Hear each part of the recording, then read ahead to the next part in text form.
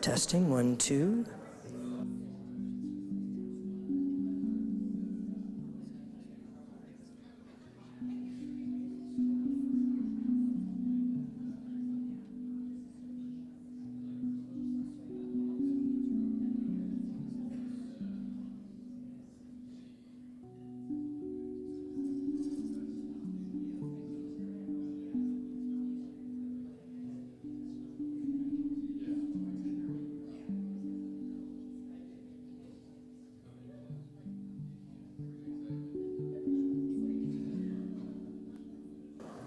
Testing, testing. Can you hear me? Speak louder. All right.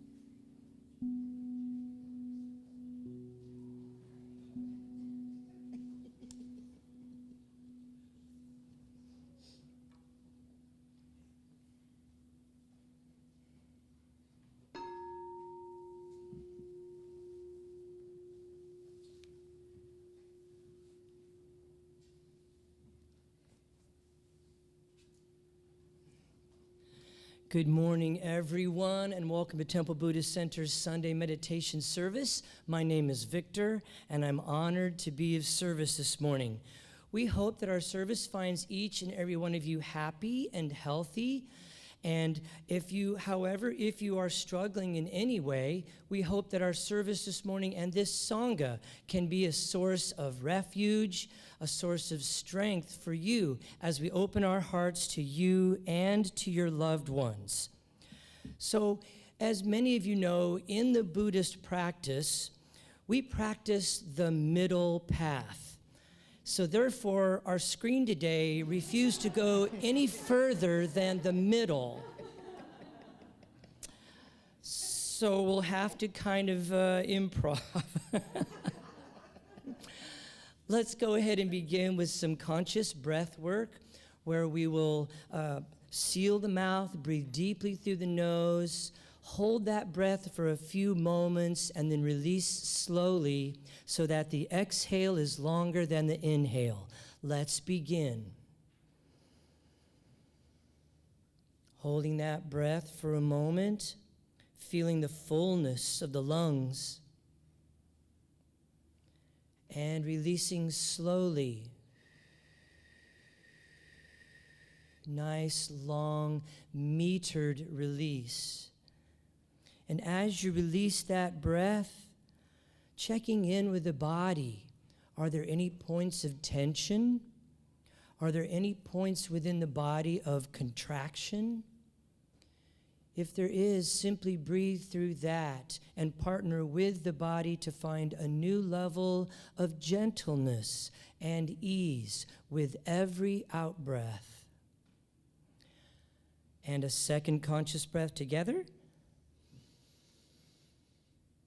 Holding for a moment and releasing.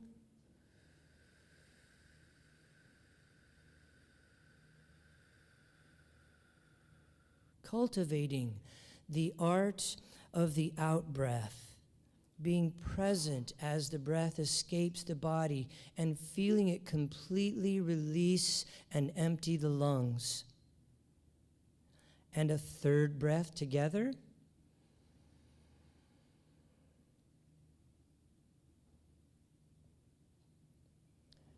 And releasing.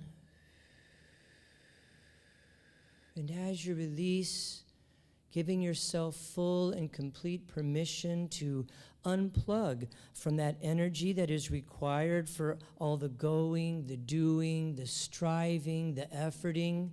As together in sacred Sangha, we cultivate the energy of being.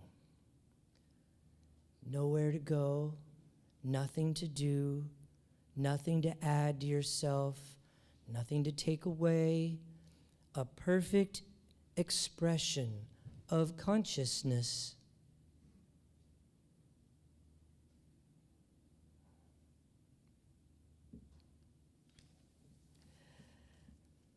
And so here at Temple Buddhist Center, we like to begin our services with a little bit of chanting. Chanting is an integral part of every tradition, and chanting is not about being a singer. It is about having a voice. It is about a deeply devotional expression of what is sacred within you and sharing that with the world. Our chant today, I don't know if you can see it. Our chant is yes, it's in Sanskrit today. So our chant is Om Vajrapani Hum, Om Vajrapani Hum.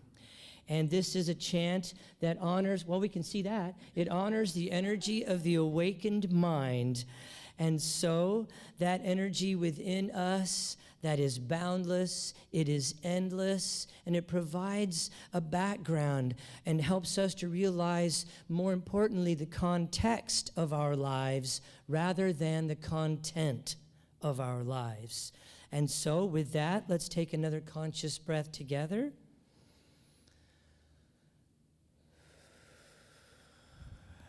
And let's begin. Om Vajrapani Hum. Om Vajrapani Hum. Om Vajrapani Hum. Om Vajrapani Hum.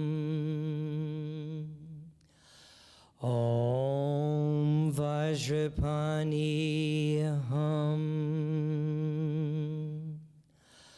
Om Vajrapani Hum. With a smile. Om Vajrapani Hum. Om Vajrapani Hum. Om Vajrapani Hum. Once more. Om Vajrapani Hum.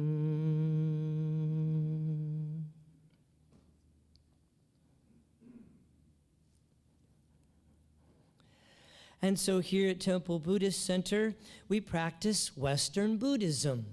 Western Buddhism is a blend of Eastern philosophy and Western psychology. And this new and exciting form of spirituality is dynamic. It's growing and it's changing and it's learning with us as we come to know more about this human experience. It is inclusive. It is active. And it focuses on core Buddhist insights, mindfulness, meditation, and their practical application in our daily life. Our goal here is not to get everyone to agree on a specific lineage or philosophy or sect of Buddhism, but rather it is on a shared experience of mindfulness, oneness, and love. Whether we are chanting together, sharing from the heart, or spending time in noble silence, we respect that you will find and participate at a level that is comfortable for you. we take refuge in the three jewels, the Buddha, the Dharma, and the Sangha. The three jewels are core values that are expressions of the awakened mind. We value awareness of our Buddha nature as well as the Buddha nature of all beings, bringing a fresh and a new perspective to each and every encounter. The second jewel is the Dharma, the truth teachings that release us from fear and delusion and help us to realize the true nature of who we are. And finally, Sangha, our spiritual community, an essential part of growth where we come together to practice the teachings and to help each other along every step of the path. And so at this time, let's go ahead and silence any cell phones or electronic devices, anything that could disturb us as we move into a time of contemplation and meditation. Well, this is our first recitation, which is the prayer of refuge. For those of you just joining us, our screen broke this morning, and so we're going to recite together as best we can the prayer of refuge.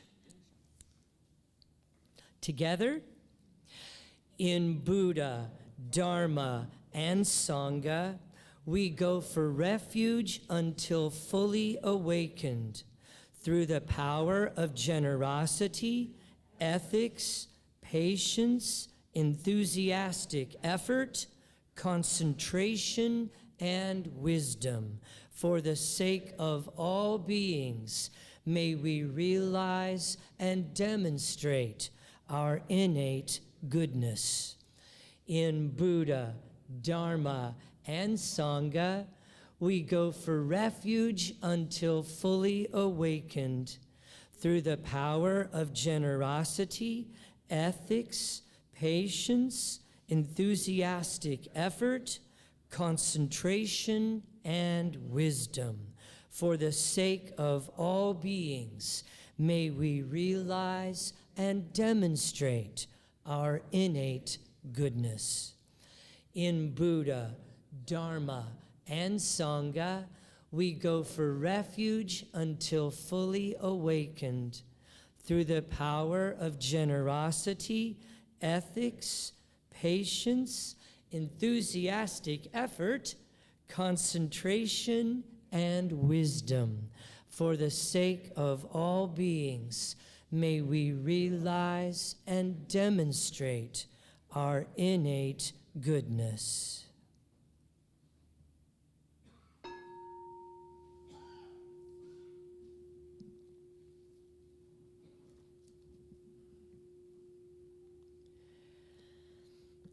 And so as we prepare now to enter a time of meditation, if you have an extensive practice, then we invite you to practice in a way that is fitting for you this morning.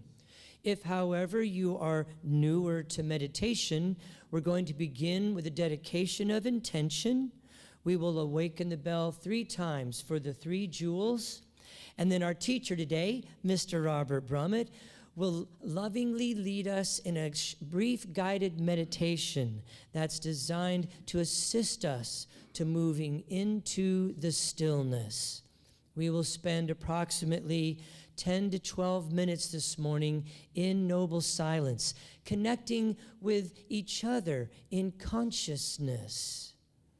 Afterwards, Robert will bring us out of meditation. We will sound the return bell, and then it will be time for today's Dharma talk or teaching. And so with that, let's take a conscious breath together.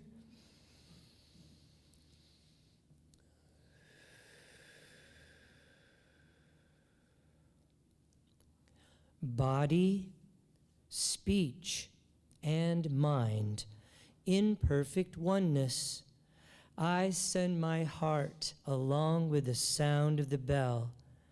May the hearers awaken from forgetfulness, transcend the path of anxiety and sorrow, and realize the true nature of who they are.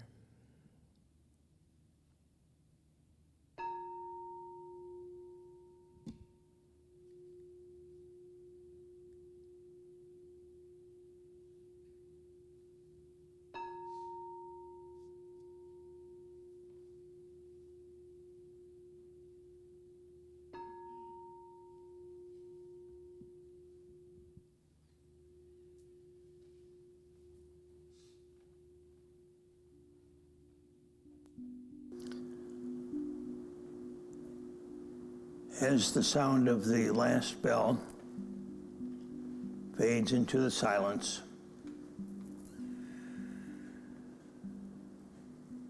I invite you to take another breath,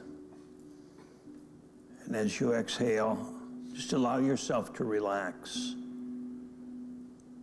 from head to toe.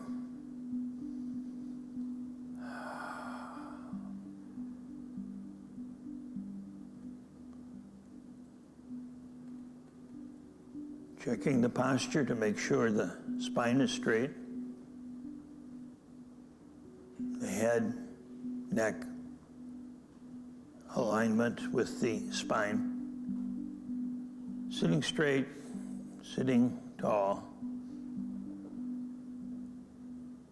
and relaxed. The body is relaxed. The mind becomes clear. The heart begins to open. So feel another wave of relaxation flow from the top of your head, down your forehead, to the eyes, to the face, to the lower jaw, into the throat and the neck. Relax. Relax. More with each out breath. Relaxing the shoulders. Relaxing the chest. The belly, relaxing the belly, softening the belly. Relaxing the pelvis, the hips. Relaxing the upper legs, the lower legs, the feet. So the entire body is relaxed.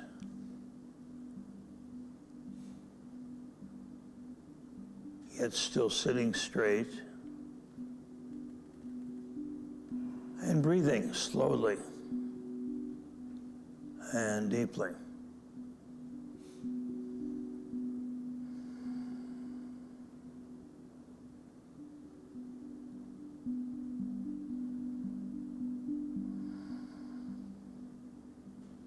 Let the attention follow the breath.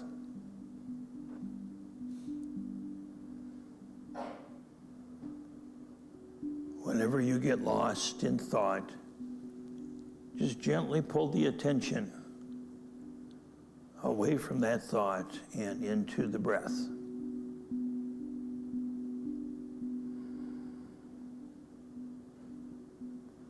It may be helpful to identify the thought or sound or sensation that pulled you away from the breath. Thinking, hearing, sensing, coming then back to the breath. Being on the breath, and if not, then gently returning to the breath. Breathing deeply if possible, feeling the breath in the belly. Slow, deep, relaxing, opening, with the mind clear, the body relaxed, and the heart is open. We rest in the silence. We rest together in the deep silence.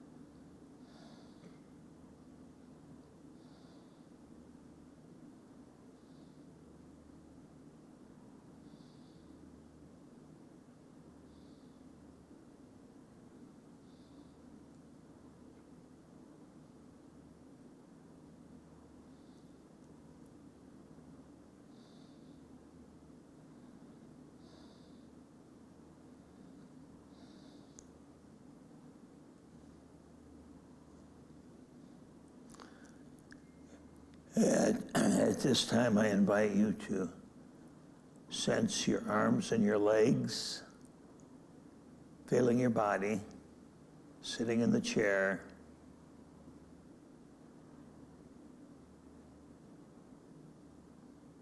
Sitting on the bench or the cushion, sensing the body, then opening up to hearing. Just let the sound come to you.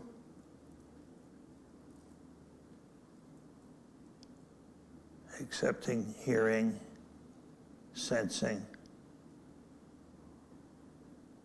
And in a moment, you will hear the sound of the bell, and when you do, I invite you to gently open your eyes. Continue the practice with your eyes open, taking in the sense of seeing. Seeing, hearing, sensing the body, being aware of the mind, the thoughts, the emotions, being fully present to your life. Fully present, fully alive, completely here. So here's the sound of the bell.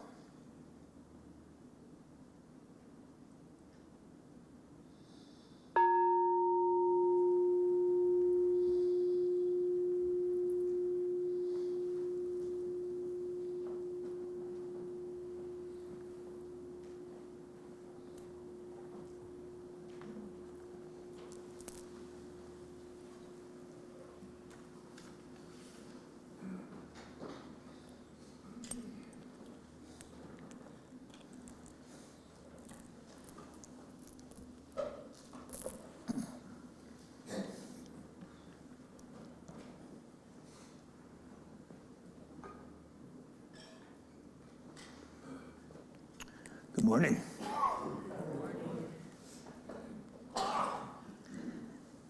Happy April Fool Day.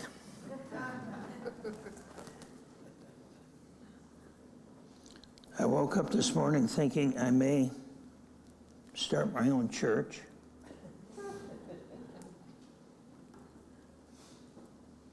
Call it the Church of the Holy Fool. And I'm the Pope. So if you're interested in joining, just meet me outside and we'll have a conversation. It's easy to get into. Not easy to get out of, but it's easy to get into. So our talk this morning is called Crazy Wisdom.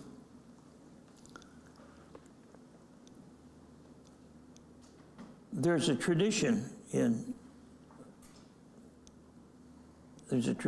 virtually every tradition, in Buddhism, in Sufism, and to a degree in Catholicism and Christianity and so forth, certainly in Judaism, where there is a teaching of crazy wisdom, where the wise fool is the teacher.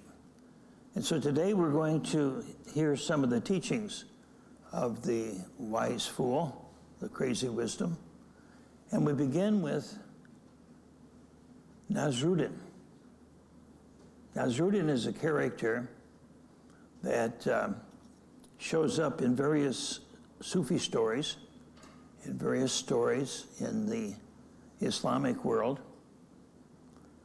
Nasruddin is a individual that typically shows up as a male with a long, scraggly beard and a tunic that's not always clean, and sandals. Sometimes he has a walking stick. Sometimes he walks around muttering to himself. He looks weird to us, and yet he's perfectly comfortable in his weirdness, because that's the medium through which he teaches. Wisdom often appears crazy, to the conventional mind. In the Christian Gospels, not the Gospels, in the book of, one of the books after the Gospels, in the New Testament, there's a statement that says that the wisdom of God is foolishness to men. In other words, what doesn't make sense to us may be deep wisdom. So anyhow, here's some stories that I'm going to tell you. I'm going to tell you a few stories about crazy wisdom and one story about crazy compassion. Are you ready?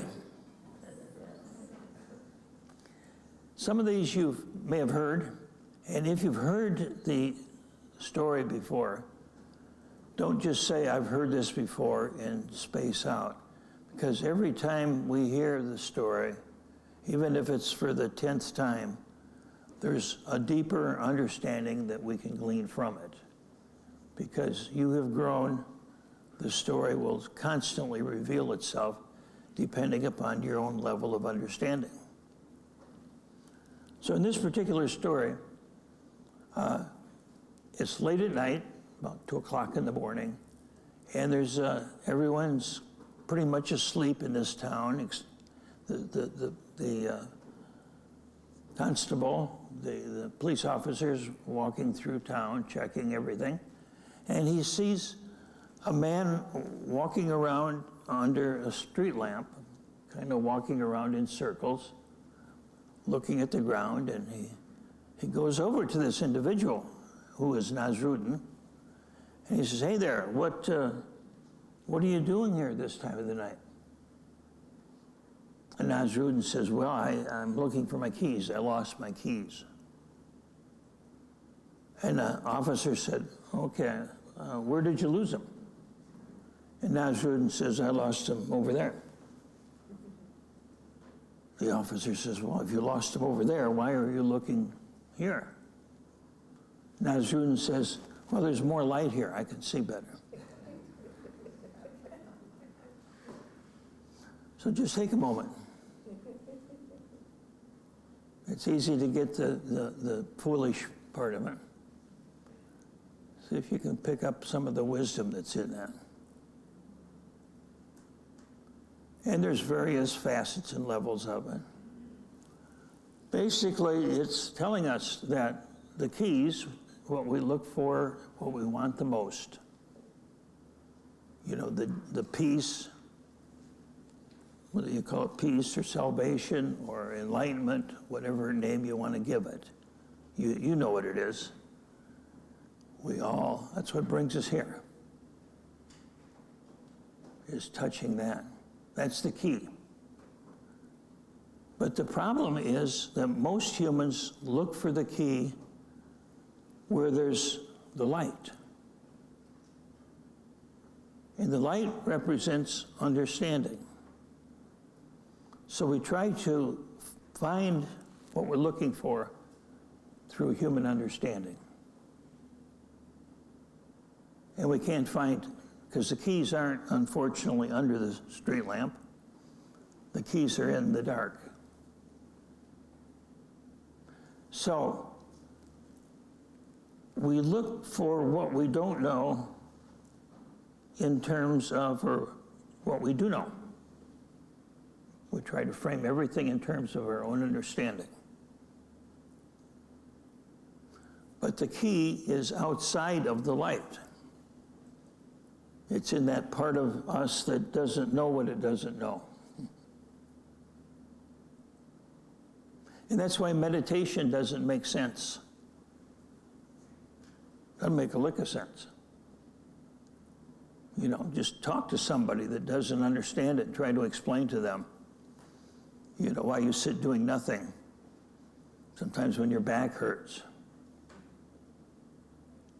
I remember going to a long retreat and coming back, and my friend, who's not a meditator, said, how was the retreat? I said, oh, it was rather difficult. My knees hurt most of the time in my back, and it was tough. A lot of hard emotions came up. And she said, boy, I bet you're not going to do that again.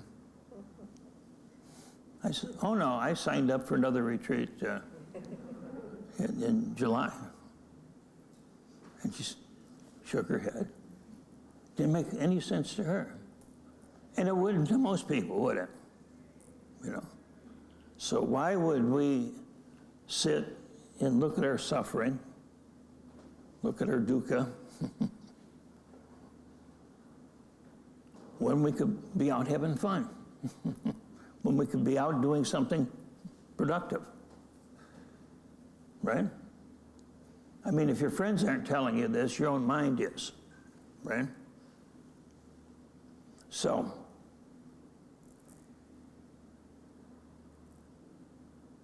what we look for, what we want, is where we don't know what we don't know. We don't have words for it. We don't have books for it. There isn't any teacher that can give it to you because it's in the dark. But you can find it. When you look in the dark, how do you look for something? You can't see it, so you just feel your way through it. That's what meditation is. You sit and you feel your way through whatever's going on. And perhaps we find a key every now and then. Perhaps sometimes you feel a whole handful of keys. Perhaps we don't find any, or it doesn't feel like we find any. But we learn where the keys are not. So we always learn something, right? But that's meditation. It isn't something that has a formula. It isn't something that has a money-back guarantee. It's simply something where we are searching in the darkness of I don't know. And that's where the key is. That's where what we most want is.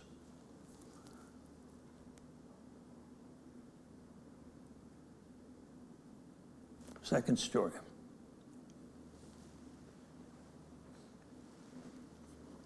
Nasruddin. Dirty, scruffy.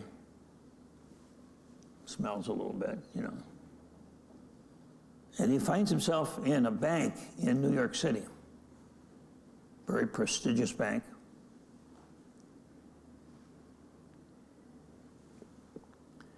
And Nasruddin walks up to a teller, presents a check for a very large sum of money to the teller. The teller looks at the check and he goes, wow. But then he looks at Nasruddin, and he's not so sure he wants to cash this check, you see. Nasruddin looks a little strange.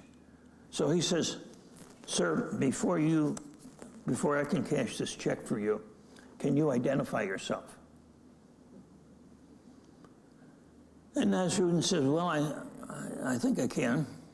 So he reached in his pocket and he pulled out a mirror. He looked into the mirror and he said, yes, that's me.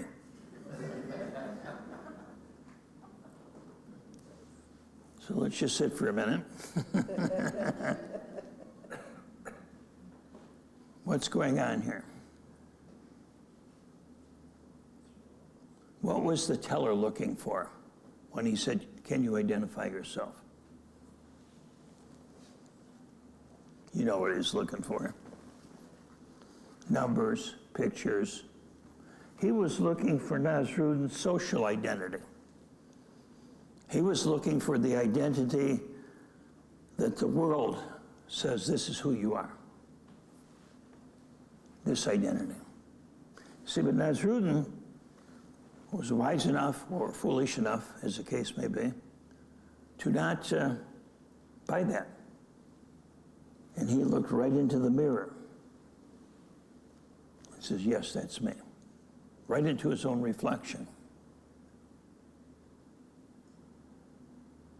So, when we look in the mirror, That's an act of meditation. We look in the mirror of who we truly are. We let go of our wallet and all the papers, leave them outside, figuratively, and we look in the mirror. And we say, this is me.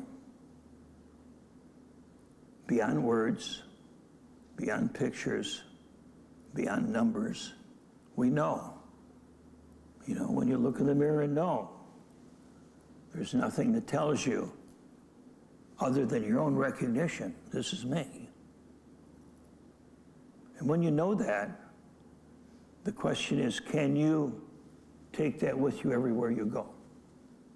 Because most of the time, we always look at our wallet. You see, the life is always saying, who are you? Can you identify yourself? With everything we say and do, we are identifying ourselves. We are saying, this is who I am.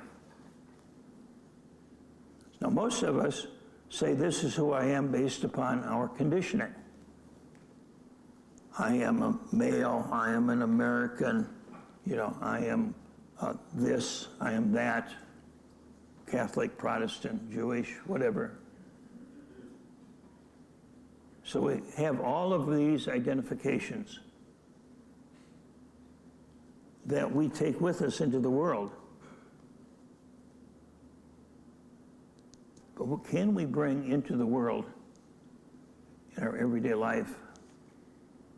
The same wisdom that we have in meditation, that knows, that truly knows, this is who I am.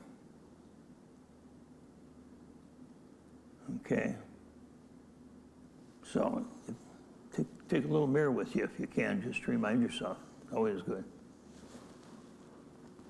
You know, instead of when you oh, here you go. The next time you take a selfie, take a real selfie. Okay, that's meditating. It's taking a selfie of your true self. You see, not just your face, not just your personality. That's meditation. Okay, another story, another Nasrudin story. And this is really about Nasrudin's wife. So Nasrudin's wife was very jealous, very possessive of Nasrudin, and yet he was faithful, but she would always be concerned that he was seeing other women. And so whenever he came home, she'd look at his cloak, and she'd go over every square inch of his cloak, and she'd probably find a hair. Every time she found a hair, it was her red hair, she'd say, oh, no, you're going out with redheads now, I know it. This is proof, positive. Or if it was a blonde hair, you're going out with blondes or brunettes or whatever the case may be. So Nasrudin thought, well, this is driving me crazy, you know. So before he came in the house this time, he bought a brush. Pretty smart guy he is. So he brushed his cloak entirely, every square inch. He brushed it very, very, very much. No hairs. Walked into the house. His wife checked it out, of course. And she said, oh, no. I knew it. Now you're going out with bald-headed women. So,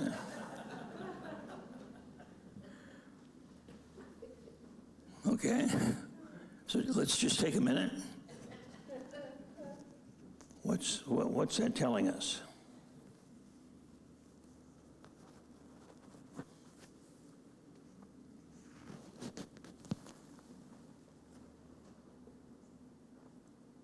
Once we make up our mind on something, we're going to find evidence for it everywhere we go. Once we decide we believe something, the world will present evidence everywhere. You know, there's an old saying that says, if all you have is a hammer, the whole world will look like a nail, they say. So if you believe your spouse is cheating on you, you're going to see every bit of evidence for that, or whatever it is that one believes. You know, if you believe I'm not okay, I'm a bad person, guarantee you, or a good person, whatever you believe, the world will present evidence for you. And so often we'll look to the world as a mirror and say, oh yeah, see, that proves that nobody likes me. That proves that I'm not okay, or that I failed again, you say. So, whatever you're looking for, you'll find it. Even if it's hairs from a bald-headed woman, you'll see it somewhere. Okay, let's see. We got time for one more story, and this is the story of compassion, crazy compassion. And this is a story, when I heard it, I was told that it's a true story. There were some Westerners visiting Thailand, visiting a monastic community in Thailand. And in this particular case, they were being served lunch inside the temple. And they were being served soup. So the monks brought out hot soup for everyone.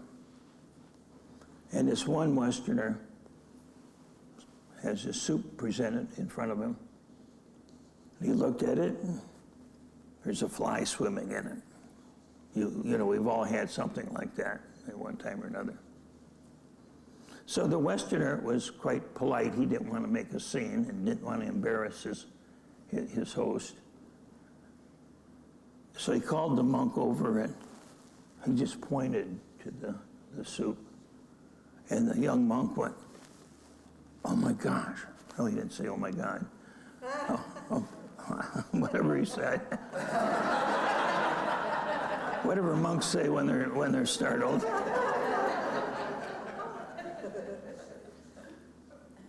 And he grabbed the soup and he ran into the kitchen.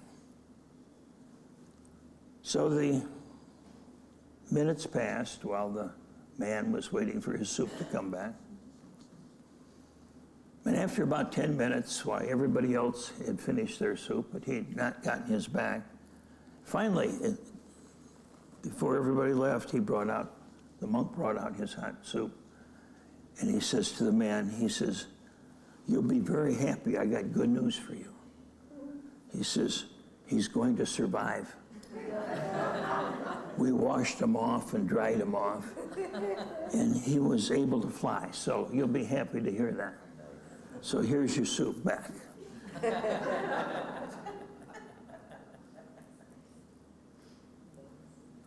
So, compassion or craziness? Maybe both. Maybe both. It tells us compassion is about finding another point of view. You see, when the Westerner saw the fly in the soup, who was he concerned with? Himself. You know, this is my soup, and it's spoiled, and I demand more soup. Or, "Oh my God, I'm not going to have lunch today." When the monk saw it, who was he concerned with? The fly. You see, he saw it from a totally different point of view. And so compassion is being able to see through another's eyes, even a fly, even an insect. So often we say something is bad news or good news. Everything is about us, right?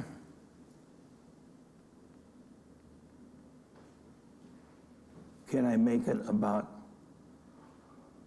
someone or something else? And I'll close with this statement here from Henry David Thoreau, which I love. He says, "Could a greater miracle take place than for us to look through each other's eyes for an instant? Could a greater miracle take place than for us to look through each other's eyes for an instant? So I invite you to be crazy in the sense of, rather than seeing things and seeing the world and seeing yourself as you normally do, look at it some different way. Look through another pair of eyes. Be willing to know what you don't know. Let go of your beliefs. Look for where the keys are. So I'll stop for now. There's more crazy stories. I'll tell at a different time. Have a wonderful day.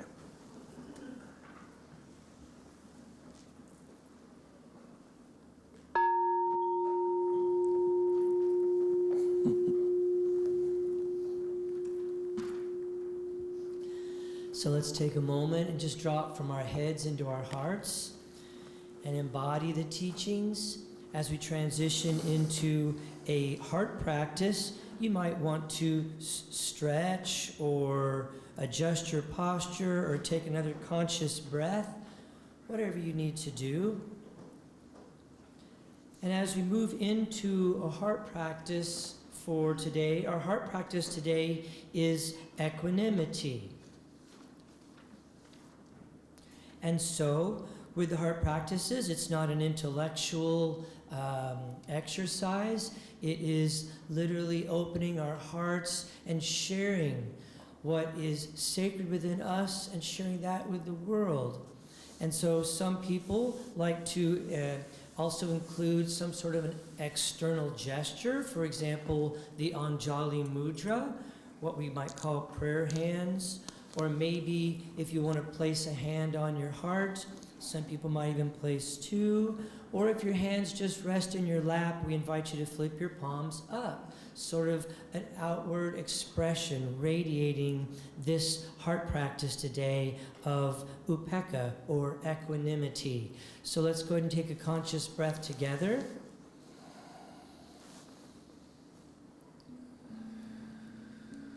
And as you release that breath, allow the body to settle in, bringing our attention to the present moment. Relaxing any physical tension within the body, softening the belly, the shoulders drop, the jaw is easy. And so we begin our practice in equanimity as the breath settles into its natural flow.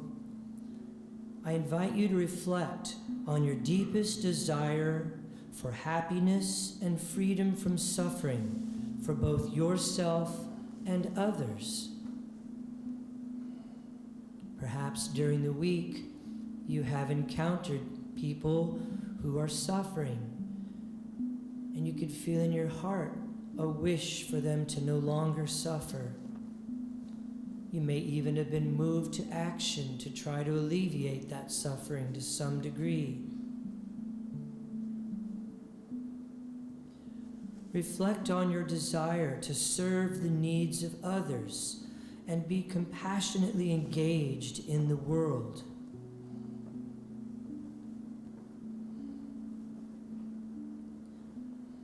Reflect on both the joy and the sorrow that exists in the world.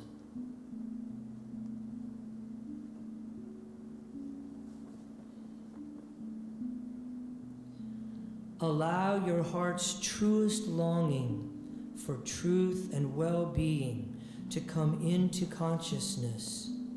With each breath, breathe into the heart's center and acknowledge the need to balance your pure intention of creating positive change with the reality of your inability to control people and circumstance.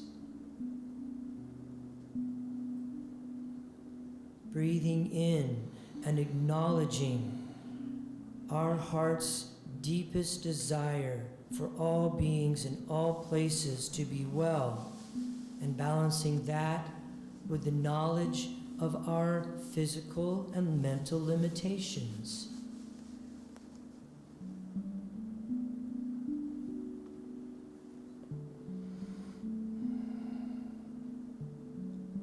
And as you continue to breathe, silently to yourself, repeat the following phrases. May all beings have happiness and the causes of happiness.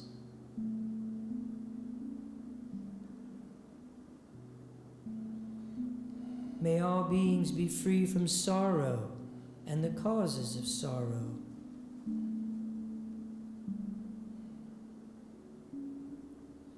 All beings are responsible for their own actions.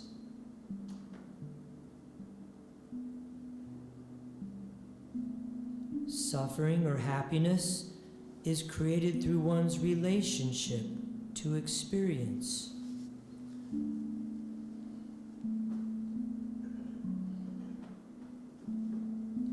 Suffering or happiness is not created by the experience itself.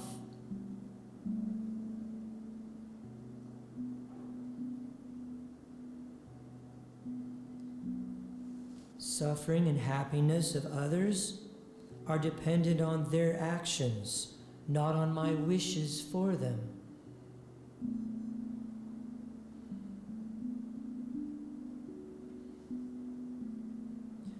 Relax into the vibration of this balance between harmonizing the heart's deepest desire to help others with the mind's wise response of acknowledging our limitations. And we will take a conscious breath together. Breathing in, I calm. Breathing out, I smile at life.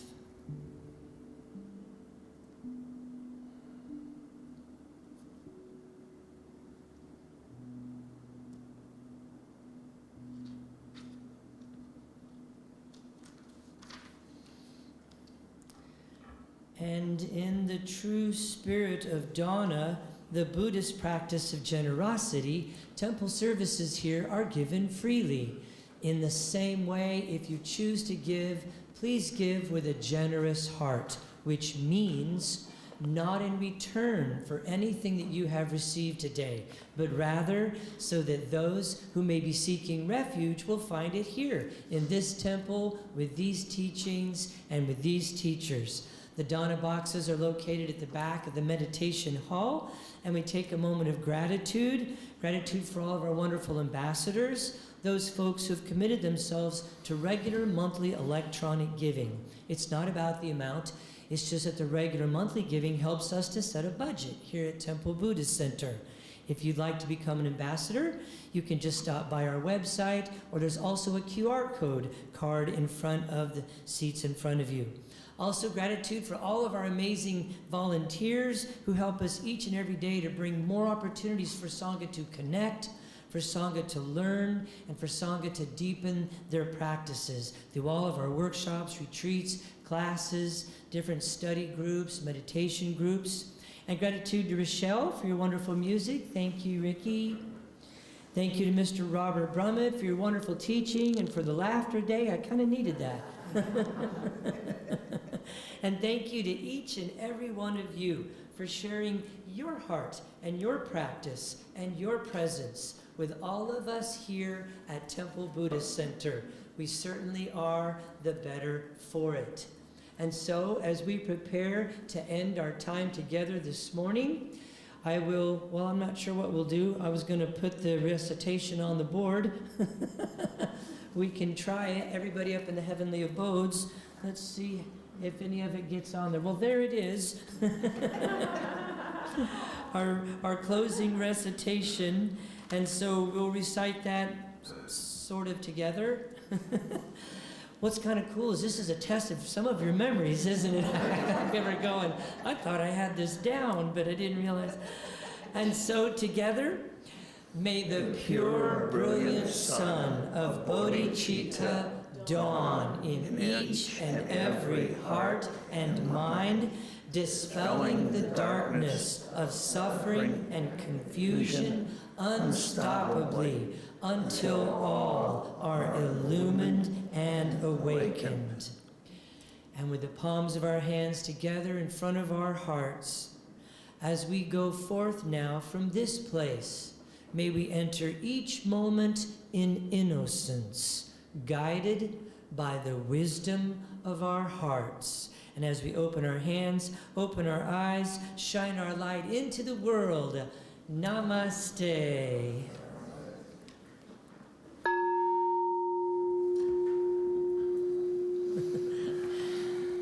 Thank you so much, everyone. And just a few brief announcements. Don't forget our lending library right up here in the corner. Lots of new books have been showing up this week, so please go by and see if there's a book that wants to check you out and take you home. Also, don't forget we have delicious crumble cookies. They even look good off the screen. Downstairs, there's coffee, there's tea, there's crumble cookies, and then you can join us for our post-service discussion group. If you would like to join with other members of the Sangha to talk about how these teachings apply to your life and what your experiences are with that. And so, also, our Earth Day celebration is coming up the 16th. We're doing a big tabling event. There will be over 20 different organizations coming to join us on the 16th to share with us all kinds of wonderful programs, communities, workshops for helping to create sustainable lifestyles right here at home. And then on the 23rd is our tree giveaway. We're doing a tree giveaway on the 23rd, the day after Earth Day. And there's out on the counter out front, there are sign-up sheets for volunteering. We are looking for help with our youth and family program. So if you're okay spending 1 hour a month with our little kiddos, we would love to have you. So you can just sign up on the sheet out front, but you might put right there by it, youth, and that will help us to get you to the right place. And then finally, we have our 4-day silent meditation retreat is coming up in honor of Vesak, which is probably the largest holiday in the most Buddhist practices, the celebration of the Buddha's birth, teachings, enlightenment and teachings, and his transition. So that registration is currently up and online now. So if you'd like to check out and get more information about that, for that deeper dive, our theme this year is the contemporary contemplative, exploring a new monasticism. And so Robert and I will be leading that with Kristen's help. She will be managing. And then also, don't forget, Kristen leads at 12:10 a 30-minute meditation right across the hall in the little meditation chapel there. And then, well, I wanted to show you our new store. Temple Buddhist Center has a little shop now on our website. And so I don't know what that is up there, but we have all kinds of cups and t-shirts and bags and stickers and things like that. Thank you so much to Liz and all the volunteers who helped create that for us. And so that's on our website. And again, I'll leave this up here, I'm not sure why. As you go into your day, I wish you all peace and blessings.